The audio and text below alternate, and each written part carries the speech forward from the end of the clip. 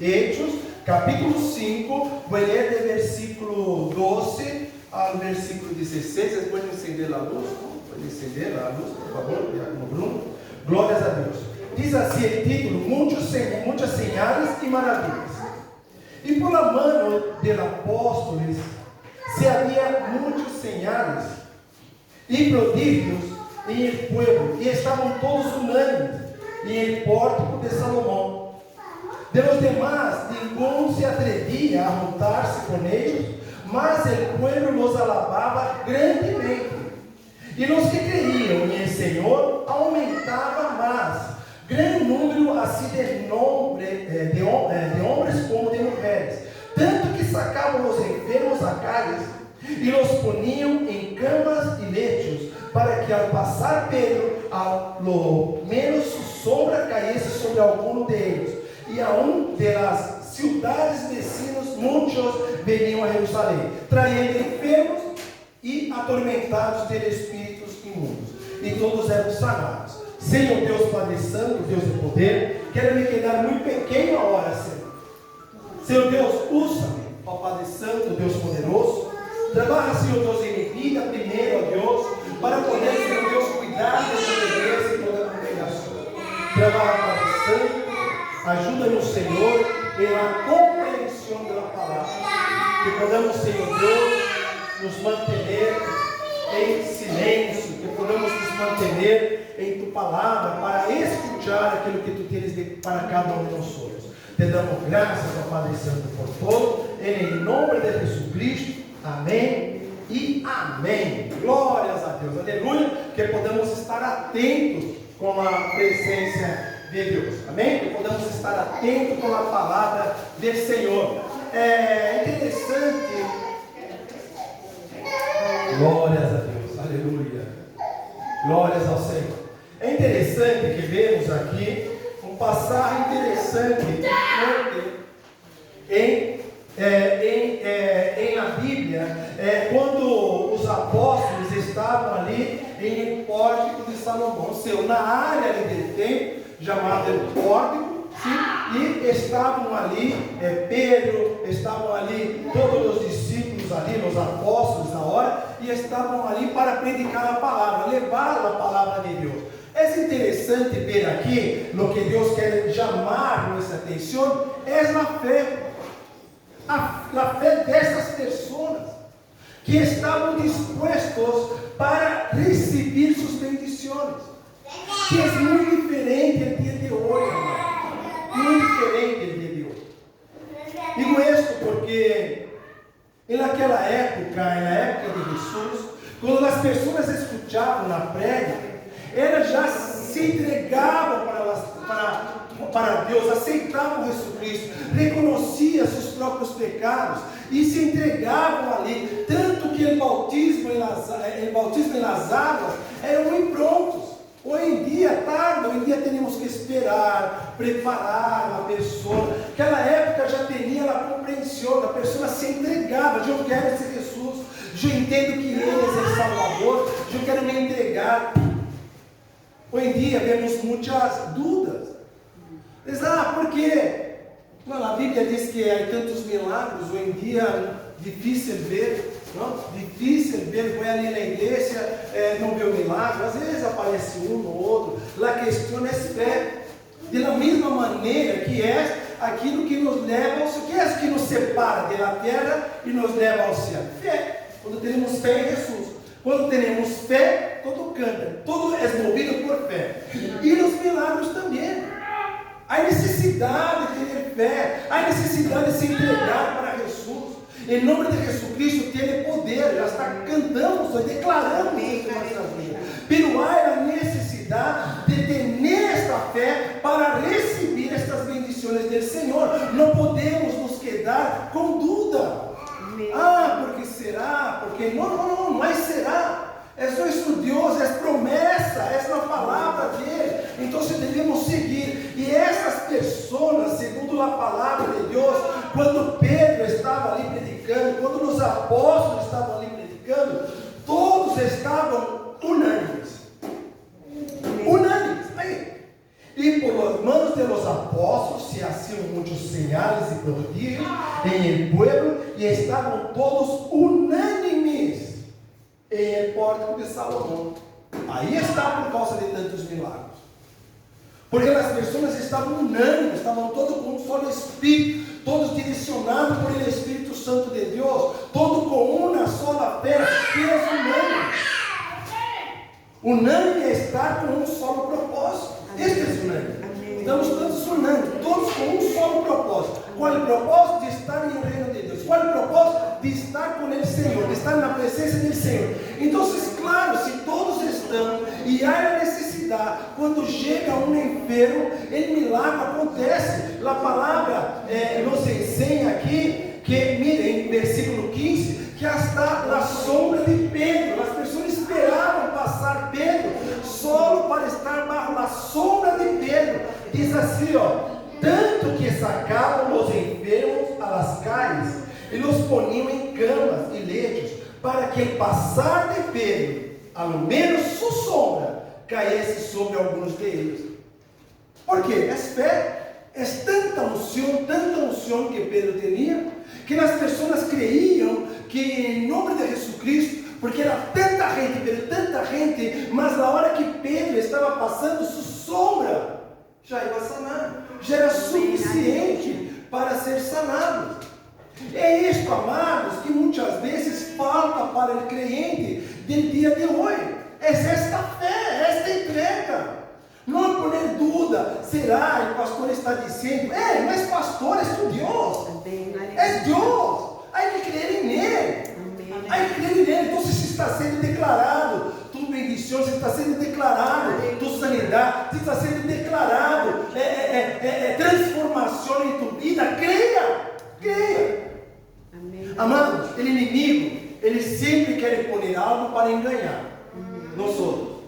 Um grande problema é que, quando recebemos nossa bendição, nossa vitória, quando somos sanados, muitas vezes, o inimigo aún permite que sentimos alguma dor, sentimos alguma coisa de dor.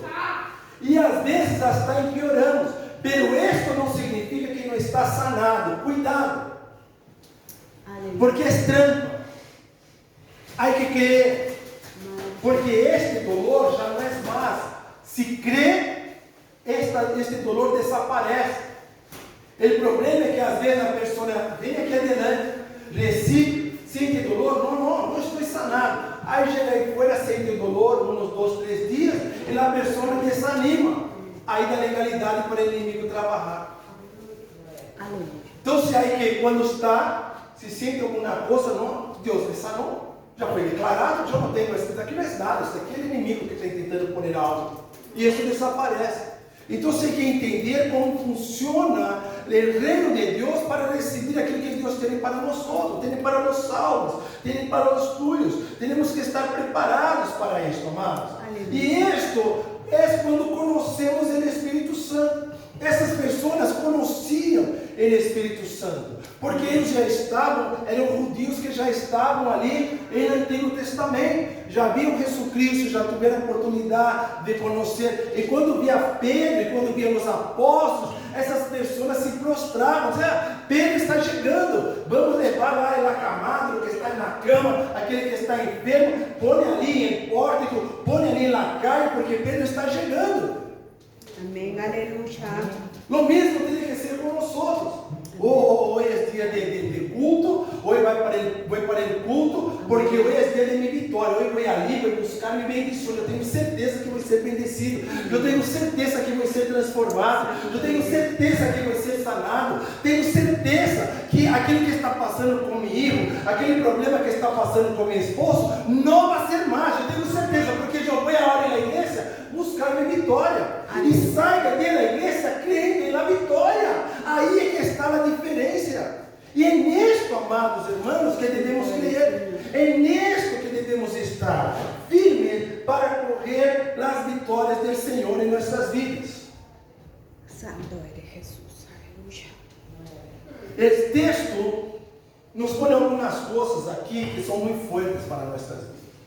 Eu separei aqui algumas coisas. Una de las cosas son señales y prodigios por medio de los apóstoles. Amado, a Bíblia diz que a palavra de Jesus tem poder. Tem poder. E outra coisa, que a palavra de Deus não vuelve atrás.